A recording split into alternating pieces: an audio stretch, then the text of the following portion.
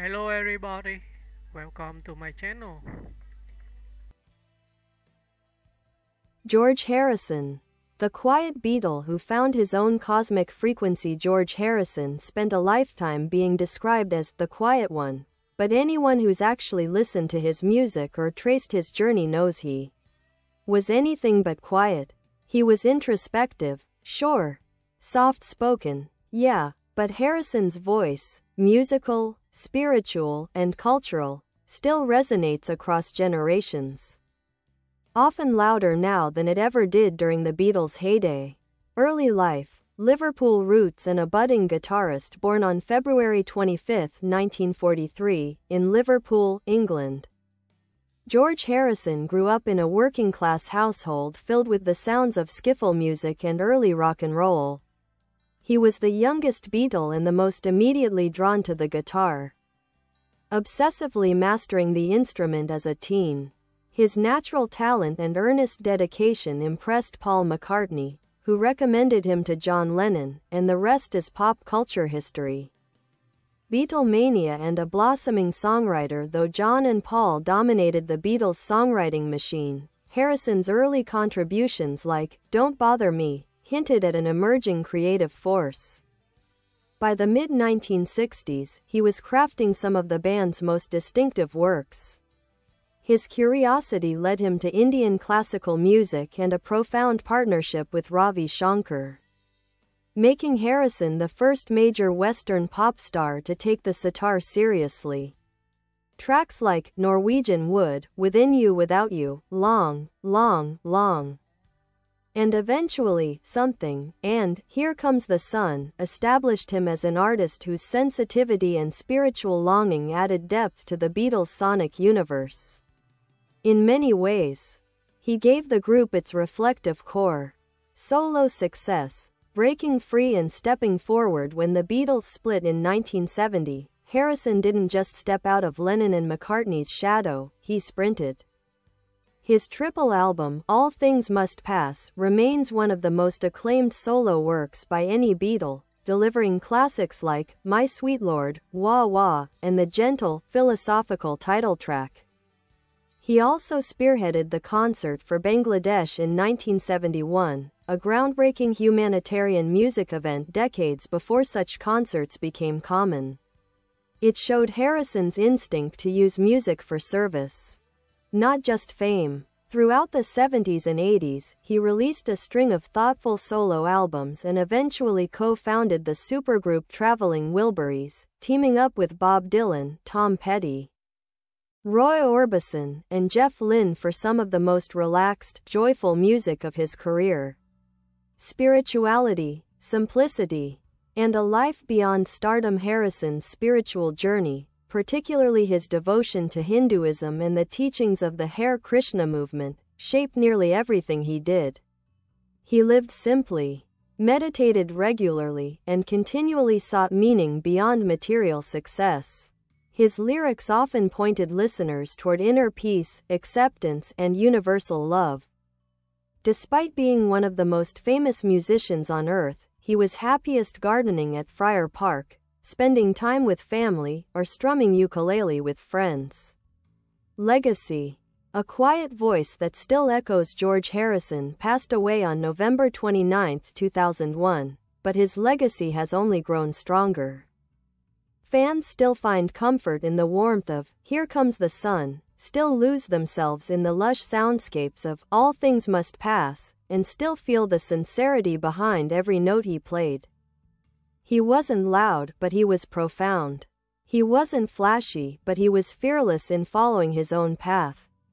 And in a world that loves noise, Harrison dared to be still. George Harrison didn't just make music. He made meaning. And he left a blueprint for anyone trying to navigate fame, faith, or simply the search for self.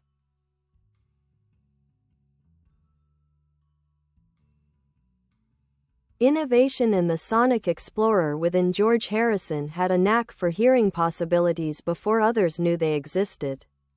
Long before global fusion was trendy, he was digging into Indian ragas and blending them with Western pop structures.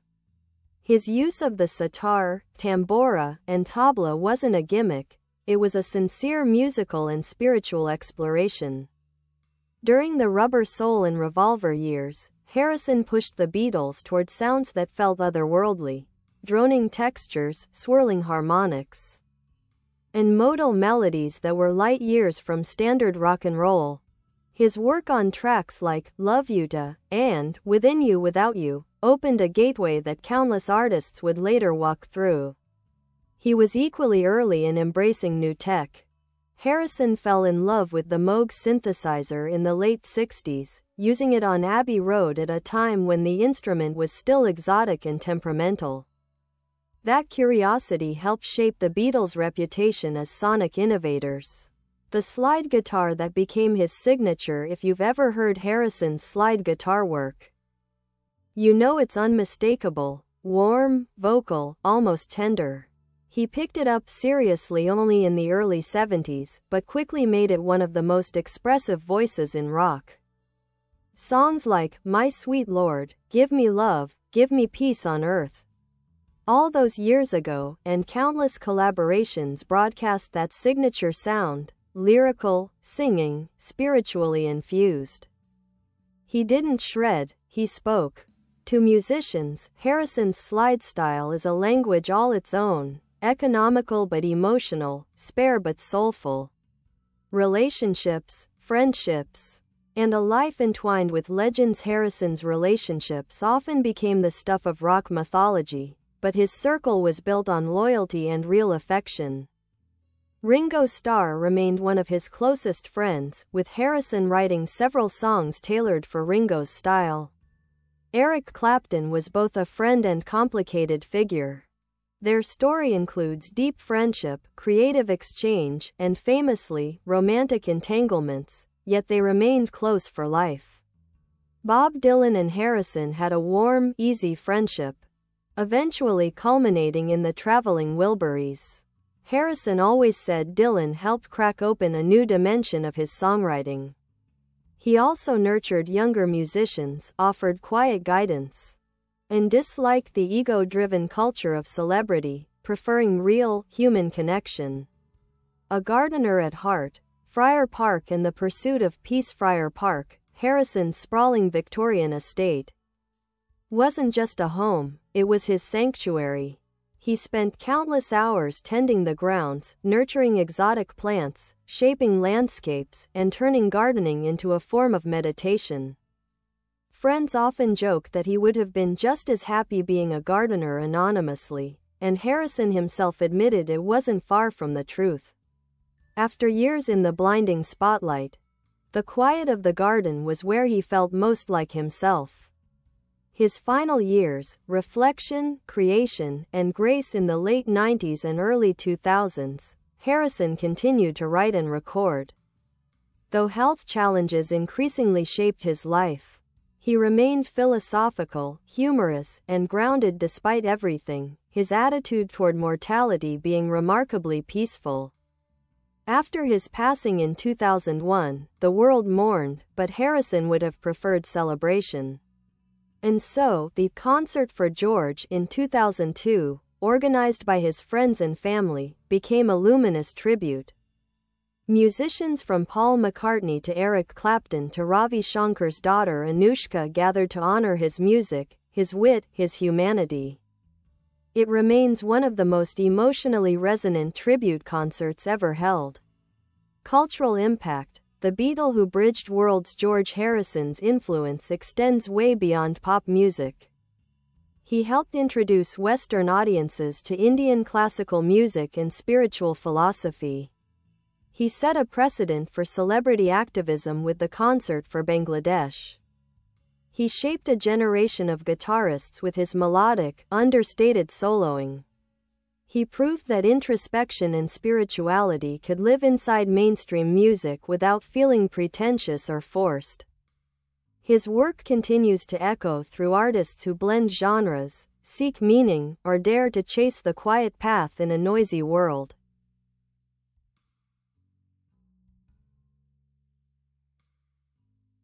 Songwriting evolution. From the backseat to the driver's seat, George Harrison's rise as a songwriter is one of the most fascinating creative arcs in modern music. Early on, he wrote sparingly, partly because Lennon-McCartney dominated the Beatles' output, and partly because he was still figuring out his voice. But once he found it, wow, he found it. His songwriting evolved in three big phases. 1. The observational period, 1963 to 1965, early tracks like Don't Bother Me and I Need You show a songwriter learning the ropes, competent, emotional, but still conventional. 2. The exploratory period, 1965 to 1967. This is George reaching outward and inward at the same time. Indian music, philosophy, and questions about purpose poured into songs like Love You to raw, direct, hypnotic, Within You, Without You, his first full philosophical manifesto, The Inner Light, serene and wise beyond his age. These songs were radical shifts for Western pop at the time. 3. The mastery period, 1968 to 1970. By the time of the White Album, Harrison's work had blossomed into pure poetry. In just a few years he wrote, While My Guitar Gently Weeps, something Frank Sinatra called it the greatest love song of the last 50 years. Here Comes the Sun, long, long, long. At this point, he wasn't the third songwriter. He was one of the best of his generation. Film production and handmade films, people sometimes forget this. But George Harrison was low-key a hero of the British film industry. In 1978, when Monty Python's Life of Brian lost its funding due to its controversial religious satire, Harrison literally mortgaged his home to finance it because he wanted to see the movie. That legendary gesture led to the creation of Handmade Films, a company that produced some essential British cult classics: Life of Brian, 1979, Time Bandits, 1981, The Long Good Friday, 1980, With Nell and I, 1987. Without Harrison, several of these films simply wouldn't exist. He didn't just change music, he shaped British cinema. Collaborations. The musician's musician, George loved collaborating, often stepping into supporting roles where ego didn't matter. His fingerprints show up everywhere. Played on Derek and the Dominoes' legendary album Layla and other assorted love songs. Worked with Badfinger, helping guide their early career. Jammed with Carl Perkins, Tom Petty, Jeff Lynne, and Prince, and famously shredded a solo at the Rock Hall's While My Guitar Gently Weeps tribute. Wrote and sang I Me Mine Badge with Clapton, and co-wrote the Wilburys' feel-good classics like Handle with Care.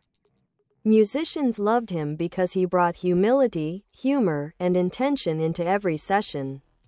George Harrison's humor, dry, sharp, and underestimated, while the public saw the spiritual, quiet side. Those who knew Harrison described him as wickedly funny. He adored Monty Python. His jokes were dry as toast.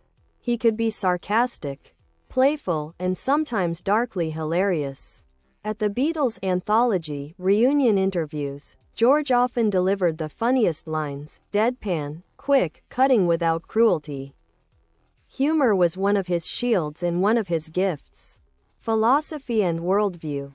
The quest for something more underneath everything Harrison did was a spiritual hunger, not in a preachy way, but in an earnest, searching way. His core beliefs centered around impermanence, all things must pass, wasn't just a title. Service, karma yoga, helping others quietly, meditation and mantra, especially Hare Krishna, simplicity over excess, the idea that the ego is the real enemy. One of his most famous lines sums him up perfectly. Everything else can wait, but the search for God cannot wait.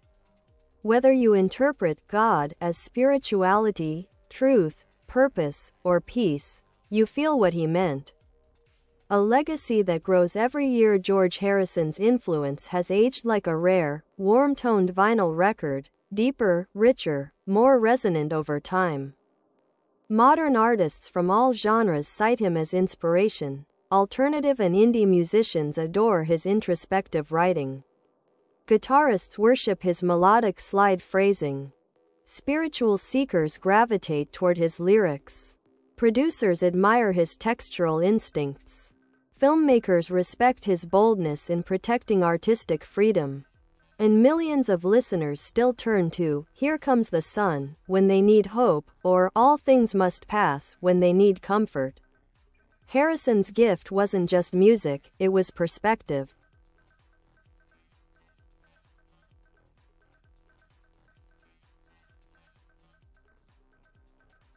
George Harrison and the Beatles. A complex, evolving brotherhood. People often flatten the Beatles' internal dynamics into something simple.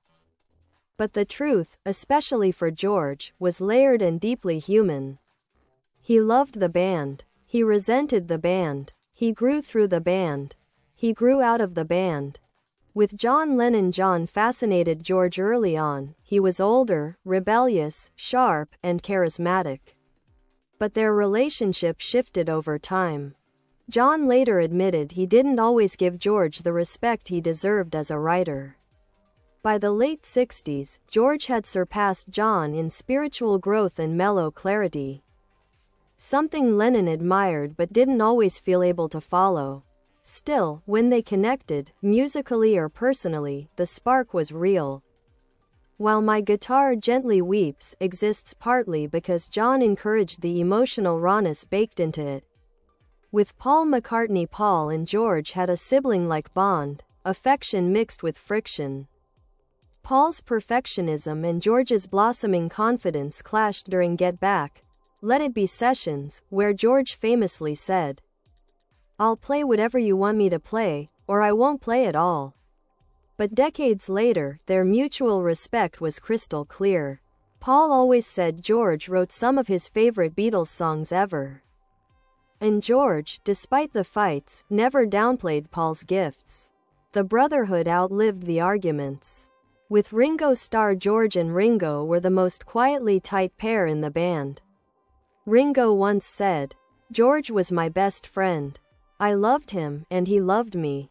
Harrison wrote multiple songs especially suited to Ringo's voice: Photograph, It Don't Come Easy, Sunshine Life for Me. And Ringo was with George during many of his toughest moments. When George passed, Ringo was one of the last friends to see him, a testament to their bond. The Traveling Wilburys. Joy after the storm. The Traveling Wilburys were George Harrison at his happiest. No drama, no expectations, no pressure, just a group of legends having fun. The lineup was unreal: Bob Dylan, Tom Petty, Jeff Lynne, Roy Orbison, and George Harrison, but the vibe was almost childlike. They wrote songs in kitchens, recorded vocals in 1 or 2 takes, passed guitars around like toys. George often joked that being a Wilbury was more fun than the Beatles, and you could hear the joy in tracks like Handle with Care, End of the Line, Tweeter and the Monkey Man, Heading for the Light. The Wilburys helped George recover his sense of play, something he hadn't felt in the late Beatles years.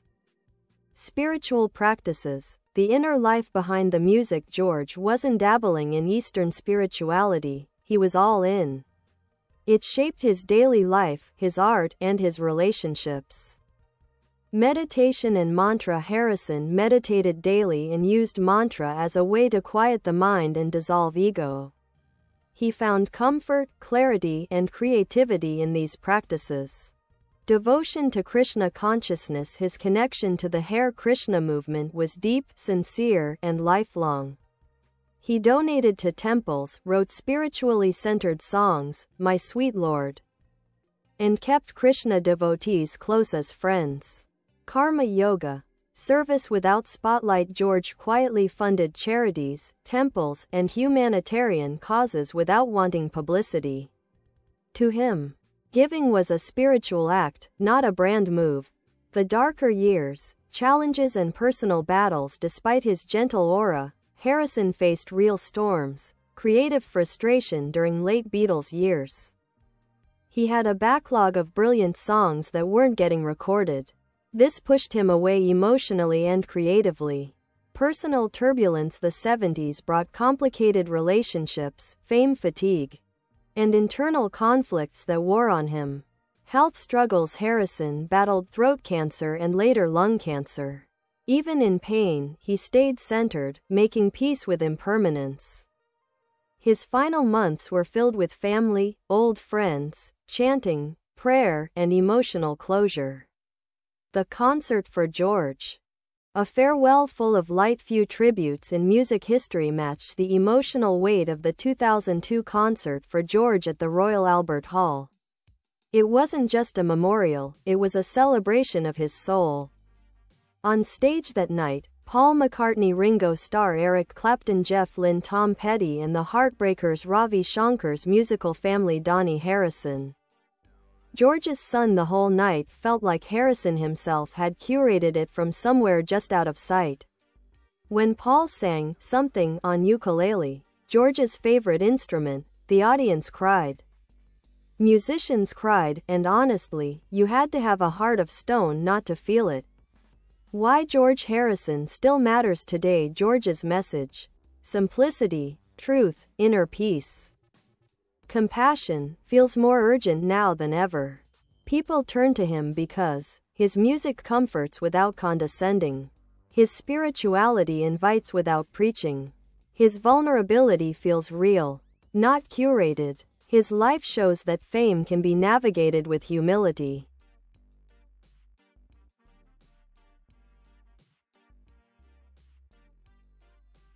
His art whispers instead of shouts, and sometimes that's what we need. He reminds us there's beauty in quietness, depth in gentleness, and strength in looking inward instead of outward. Further explorations into George Harrison's world. His guitars, the tools that helped shape a legacy. George Harrison wasn't just a guitarist, he was a curator of sound. The instruments he chose became as iconic as the riffs he played. The Gretsch duo Jet, early Beatles era, this guitar was George's pride in the pre-Beatlemania days. It appears on early recordings and in the famous Hamburg-era photos. He later said this guitar was the first real love of his musical life. Rickenbacker 360 twelfths, the 12-string revolution, the chiming, celestial 12-string sound on a hard day's night rewrote the book on pop rock guitar textures, and every jangle pop band owes George a thank you letter. This guitar was a game-changer. Fender Stratocaster, the Rocky Strat, George's psychedelic, Rocky Strat became a poster child of the Sgt. Pepper era, hand-painted, colorful, and joyfully chaotic. Its airy, glassy tones featured heavily on Nowhere Man and other mid-60s songs. The Rosewood Telecaster, the icon of Let It Be, crafted by Fender specifically for him, this sleek, dark, all-rosewood Telecaster was used during the rooftop concert. Its voice is all over the Let It Be sessions, clean, honest, cutting in the best way. The slide setup for slide guitar. George gravitated toward lightweight guitars with sweet mid-range. He favored Fender Stratocasters, Gibson Les Pauls, Fender Telecasters. His slide style wasn't blues-heavy like Duane Allman or Lowell George, it was lyrical, almost meditative. You could practically hear the air around the notes. The Gardiner philosopher, Friar Park as a lens into his soul. Friar Park wasn't just real estate. It was George's sanctuary and his canvas. A Victorian wonderland. The estate came with caves, lakes, grottos, botanical oddities, miniature landscapes, and handmade stonework. Most people would have found it overwhelming. George rolled up his sleeves and went, "Let's make it beautiful again." Gardening as meditation. To George, gardening was a spiritual ritual, a form of devotion, a physical prayer, a way to stay in the present moment. He often joked that he'd trade the guitar for a spade, and in many ways he meant it. His hands in the soil. Simplicity was a counterbalance to everything the Beatles became. George Harrison as a producer. a quiet craftsman behind the console though overshadowed by his musicianship. George's production chops were sharp and elegant. Shankar family projects. George produced a number of Ravi Shankar and Indian classical recordings, introducing these sounds to Western ears with reverence and care.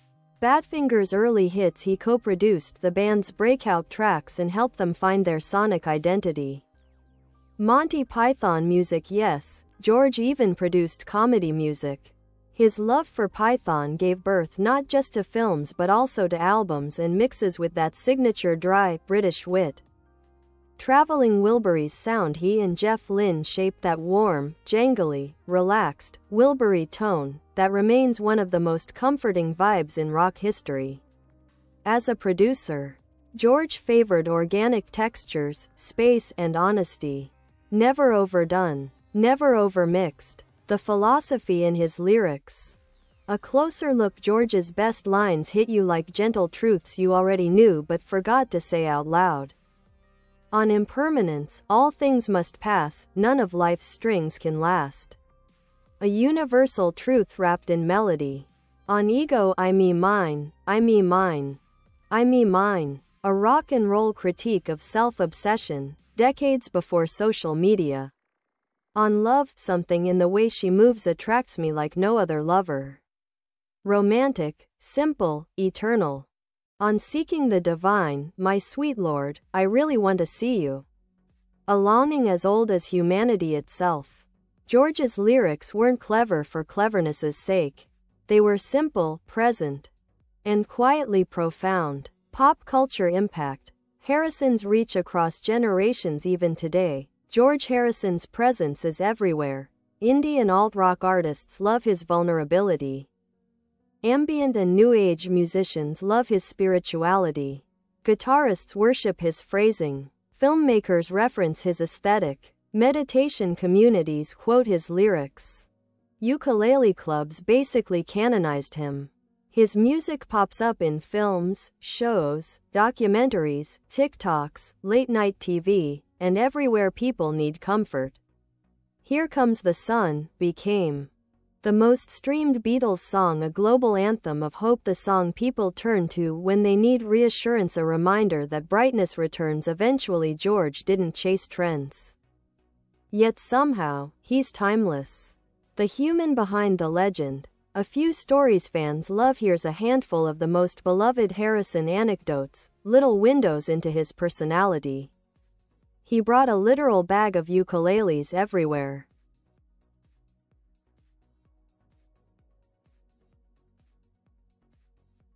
If you visited him, you were going to play ukulele. Non-negotiable. He once said the Beatles reunion would happen when we're all broke. Delivered with that trademark dry bite. He'd casually disappear for hours to garden during album sessions.